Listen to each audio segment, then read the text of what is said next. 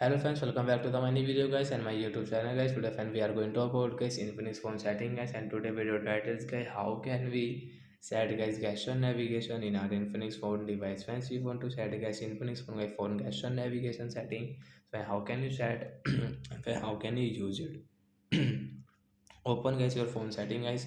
After phone setting we will scroll it, and friends you can see this tab setting. So guys, we will click on the phone system setting guys, tap here, and guys you can see guys the system navigation we will tap here. Gesture navigation guys we will tap here to set. So after 4 and 5 seconds guys your phone gesture navigation will set, and guys you can see we don't have this button layout. So guys how can we use guys, you can back from guys your right and left side guys, you can back and you can use it. And friends you want to close any app, so guys you can do like that, and guys recent close app guys you can remove from here.